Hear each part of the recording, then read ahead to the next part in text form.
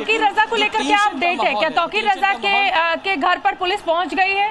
देखिए, तौकीर रजा के घर पर पुलिस सुबह से ही तैनात है और तौकीर रजा से लेकर अभी कोई कम्युनिकेशन प्रॉपर नहीं हो पाया। उन्होंने ये ज़रूर कहा था कि वो जाएंगे नौमहला मस्जिद में और वहीं पर नमाज अदा करेंगे। जो उनके फॉलोअर्स हैं, जो उनके अनुयायी हैं, वो वहाँ पर पहुँच गए थे भारी संख्या में, लेकिन तौकीर रजा नहीं पहुँचे और यही एक सबसे बड़ा कन्फ्यूज़न की स्थिति बनी, जिसके बाद संभवतः ये हालात बने हैं। और जहाँ तक जिन तस्वीरों की हम बात कर रहे हैं, जिसमें छोटा बच्चा पत्थर फेंकते हुए दिखाई दे रहा है, अभी कुछ तस्वीरें जो यहाँ के युवक थे उनसे भी हमारी बात हुई, जो चप्पल वहाँ पर छूट गए हैं मस्जिद के बाहर। कुछ लोगों से हमारी बात हुई, उनका कहना है कि उनके चप्पल तो छूट गए, वो दूसरों के चप्पल भी पहन के यहाँ से चले जाएंगे। तो इस तरह की भावनाएं, हालात यहाँ के बने हुए हैं।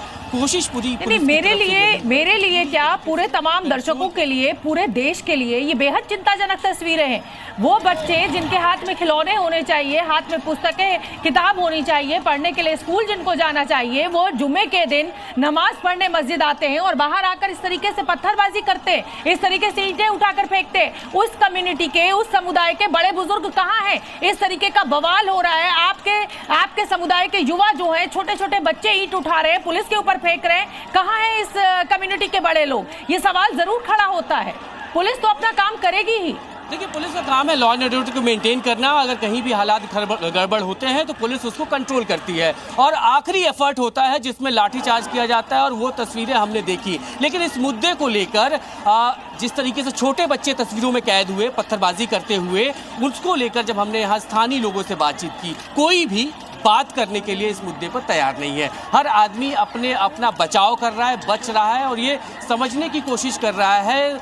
पुलिस पर आरोप भी लगा रहा है कि पुलिस ने पहले शुरुआत की, लेकिन यहाँ सबसे प्रायोरिटी, सबसे जो महत्वपूर्ण काम पुलिस का ये है कि वो हालात को कंट्रोल करे। हालात में अगर किसी तरह की कोई पत्थरबाजी होती है, लॉ एंड ऑर्डर के सिचुएशन में गड़बड़ी होने की कोशिश होती है, तो पुलिस हर संभव प्रयास करती है कि उसको कैसे कंट्रोल किया जाए। मैं दूसरी तरफ आपको यहाँ से ले चलता हूँ और तस्वीरों को एक बार फिर से दिखाने की कोशिश करता हूं कि जो दूसरे तरफ जो लोग मौजूद हैं, जो खड़े हैं, उनसे एक बार कोशिश करते हैं बात करने की। हालांकि ये पूरा का पूरा पैच तकरीबन 200 मीटर के आसपास का है। सामने आपको कुछ लोग दिखाई देंगे जो गलियों में लगातार आ रहे हैं, जा रहे हैं और पुलिस लोगों से कोशिश यही कर रही है कि लोग बाहर ना निकले, सड़कों पर ना निकले। भैया, आप लोग सब सारे यहीं रहते हो? अंदर है।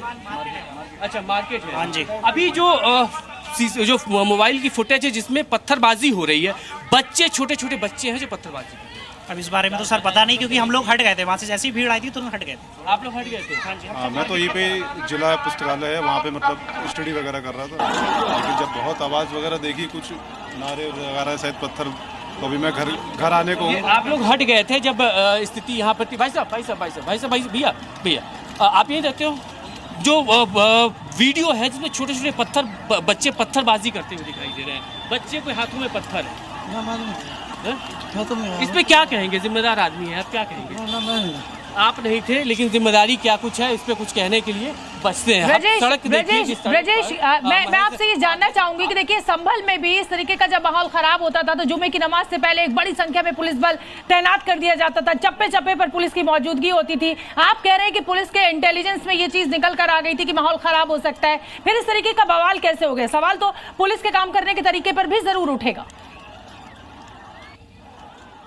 देखिए, इंटेलिजेंस की हम बात करें तो 4000 पुलिसकर्मी लगाए गए थे, जिनकी ड्यूटी थी पूरे शहर में उन संवेदनशील इलाकों में जाकर और हालात को कंट्रोल करने के लिए। इसके अलावा 1000 पुलिसकर्मी वो हैं जो नए रिक्रूट हैं, जो अभी पुलिस लाइन में ट्रेनिंग कर रहे हैं, यानी कुल संख्या 5000 की हो गई। तो पुलिस ने पर्याप्त, जो कागजों के हिसाब से हम कहें तो पर्याप्त पुलिस बल इस इलाके में तैनात किया गया था। इस जगह से तकरीबन 500 मीटर की दूरी पर तौकीर रजा का घर है और तौकीर रजा के घर पर जाने के लिए हमें कम से कम 5 से 6 बैरियर क्रॉस करने होते हैं ताकि तौकीर रजा वहां से भीड़ के साथ ना निकले।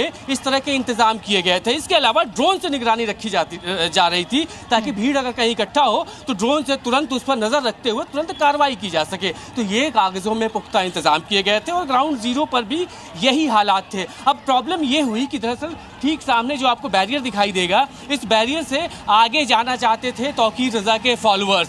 जो आगे की मस्जिद है, रुमेला मस्जिद जिसे कहते हैं, वहाँ पर लोग जाना चाहते थे। और हर जगह से, चूँकि तौकीर रज़ा ने पहले अपील यही की थी कि सभी लोग दरगाह तक पहुँचे और वहाँ से वो कलेक्ट्रेट की तरफ जाएंगे और अपना ज्ञापन देंगे। इस बात को लेकर उन्होंने अपना एक रिलीज़ जारी किया था। आज सुबह उन्होंने जब वीडियो जारी किया, वीडियो जारी करने में उन्होंने कहा था कि वो शांतिपूर्वक तरीके से वहाँ पर जाएंगे नमाज अदा करने के लिए। लेकिन एक बात भी उन्होंने ये बात नहीं कही कि उनके जो समर्थक है, फॉलोअर है, वो ना आए। लेकिन साथ में उन्होंने ये भी कहा था कि अगर उनके समर्थकों को रोका जाएगा, टोका जाएगा, तो ये कुछ ठीक नहीं होगा। तो कहने का मतलब ये है कि सारे हालात को देखते हुए, ध्यान में रखते हुए पुलिस ने अपनी पूरी प्लानिंग की, पूरा स्केच तैयार किया, उस पॉइंट को आइडेंटिफाई किया जहां पर तनाव हो सकता है। और उसमें सबसे बड़ी बात ये रज़ा मस्जिद है। रज़ा मस्जिद के बाहर भी पुलिस फोर्स तैनात थी। लेकिन इस बीच फेल्योर हो सकता है, कहीं फेल्योर हो जिसकी वजह से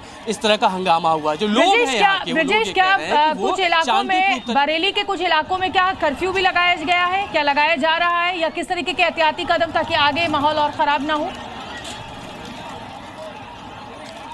देखिए, फिलहाल अभी फ्लैग मार्च को लेकर पुलिस काम कर रही है और इलाकों में फ्लैग मार्च किया जा रहा है ताकि हालात को सामान्य बनाया जा सके। और खास करके इस इलाकों के जो जिम्मेदार लोग हैं उनसे भी पुलिस बातचीत करके हालात को सामान्य करने के प्रयास में लगी हुई है। कर्फ्यू जैसे हालात अभी नहीं है, लेकिन पुलिस की कोशिश यही है कि जल्द से जल्द पूरी तरीके से स्थिति सामान्य कर दी जाए। जो लोग हैं उनको समझाया जाए कि आखिरकार ऐसा हुआ, किसकी गलती से हुआ, क्या कुछ हुआ, ये ब्रजेश, ये कुछ लोग मुझे दिखाई दे रहे हैं, जरा इनसे पूछिए कि जो कुछ हुआ क्या ठीक हुआ? ये जो लोग यहाँ पर मुझे दिखाई दे रहे हैं, इनसे पूछिए कि जो कुछ भी हुआ क्या ये सहमत है, क्या ये ठीक हुआ?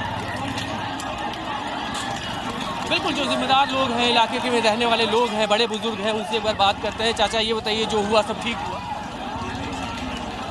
आपने बाद में तो देखा ना क्या हुआ, पत्थरबाजी हुई, लाठीचार्ज हुआ है, उसके बाद पता चला आपको? आप बड़े हैं, बुजुर्ग हैं, मैं इसीलिए समझना चाह रहा हूँ। मैं अभी आया इसीलिए बता रहा हूँ। ये स्थिति होती है, बात नहीं करते हैं लोग, बताते हैं कि हम उनका पक्ष नहीं लेंगे। यही बड़े चिंताजनक मुद्दा है, बड़ा दुखद ये मुद्दा है कि जिस पीढ़ी को इस समय हाथ में किताबें थामनी चाहिए, देश के विकास में हिस्सा बनना चाहिए, वही पीढ़ी अगर पत्थर उठाएगी और इस तरीके से पुलिस के ऊपर करेगी तो ये चिंताजनक।